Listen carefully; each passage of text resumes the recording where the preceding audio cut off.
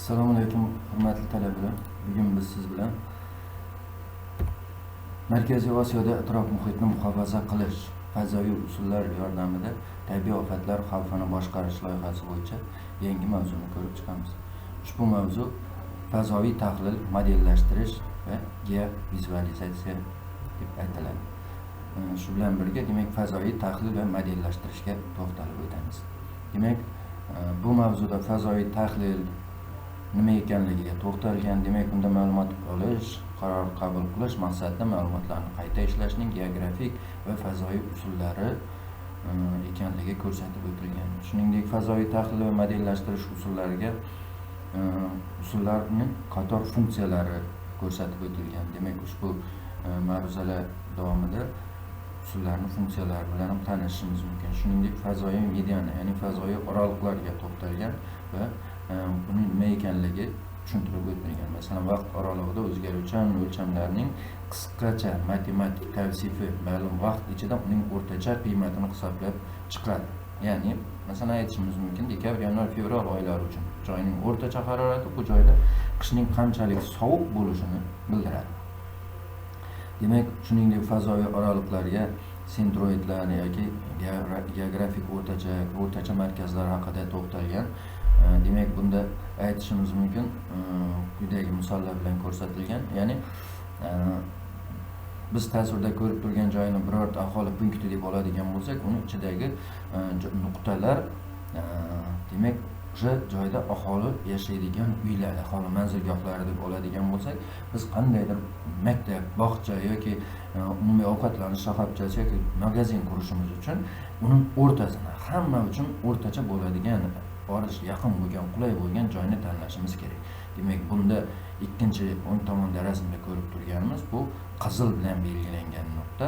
Demak, ana shu aholi punktining o'rta qismi bo'ladi. Ya'ni bunda aholi punktini o'rtacha markazi deb olingan.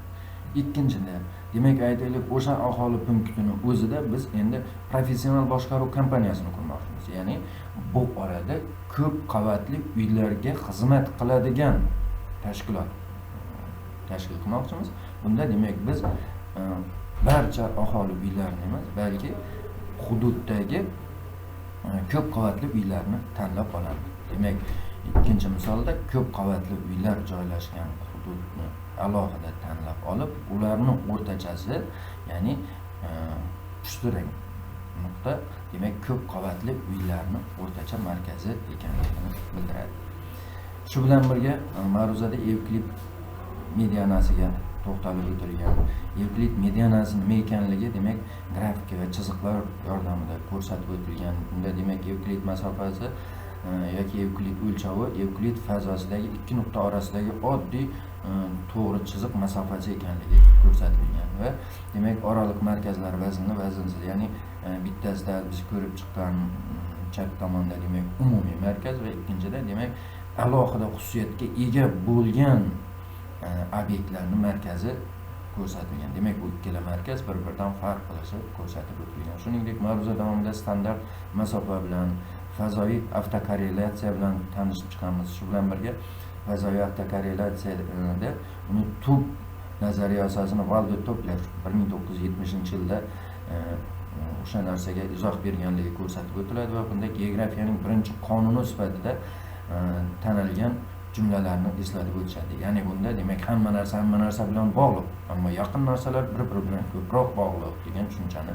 aytib o'tadi. Demak, aytishimiz mumkinki, biror hududda tuproq, o'simliklar, hayvonot dunyosi, iqlimi, suvlari demak bir-biri bilan bog'liq holda rivojlanadi. Lekin aynan bitta hududda, masalan, aytaylik, o'rmon ichidagi o'simliklari, uni hayvonot dunyosi atrofidagi muhitga qaraganda bir-biri bilan yaqinroq bog'langanligini aytishimiz mumkin.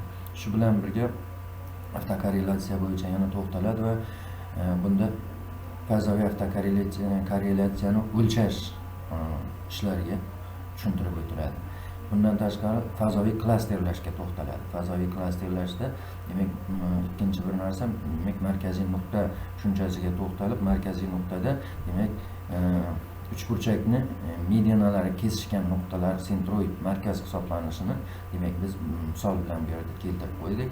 Shu bilan birga demak klasterlashga to'xtalib, klasterlash jarayonida demak 182 ta nuqta to'plamini guruhlashtirishga alohida misol qilib keltirilgan. Masalan, bundan 4 ta guruh yasaymiz. 4 ta guruh yasaganimizda demak qizil, yashil, sariq va ko'k ranglardagi 4 ta guruhga ajratishimiz mumkin. Bunda demak 6 ta guruhga ajratilgan, 12 ta guruhga ajratilgan. Demak 182 ta obyektni bir-biriga yaqin bo'lgan turli xil guruhlarga ajratishni ko'rsatib o'tilgan va ularni afzalliklari va kamchilik tomonlariga to'xtalib tushuncha berib o'tilgan. Shu bilan birga klasterlash usullarida iyerarxik va aglomerativ klasterlashga alohida ahamiyat berilgan. Bunda aglomerativ iyerarxik klasterlash boshlang'ich nuqtalarning soniga teng bo'lgan guruhlardan yagona guruhlarni yasash berilgan. Demak, bir nechta guruhlarni yagona bir markazga olib kelish.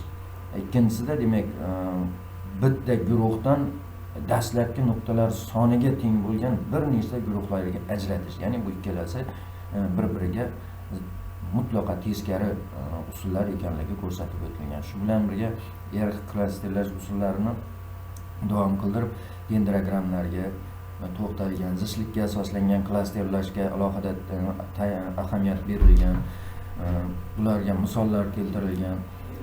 Shuningdek, uzunlik o'lchovlari, shakl xususiyatlari, chiziqlarning murakkabligi, ko'p burchaklarning ixchamligi va murakkabligi, shakl indekslari, poligon ichidagi nuqtalar, qovariq yuza,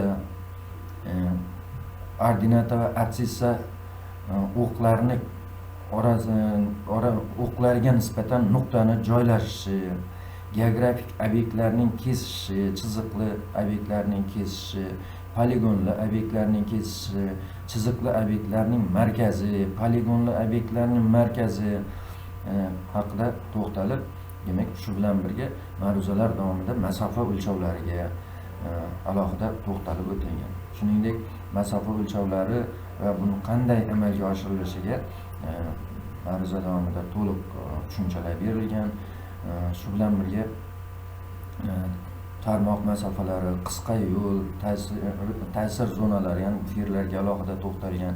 Demak, bunda bufer zonalarini yaratish yoki bufer zonalarini shakllari ko'rsatilgan, ya'ni nuqtalar atrofidagi bufer zonalar, chiziqlarning ikkala tomonidagi bufer zonalar, shu bilan birga poligonlardagi bufer zonalarni tashkil qilinishiga rasmlar yordamida misollar keltirilgan.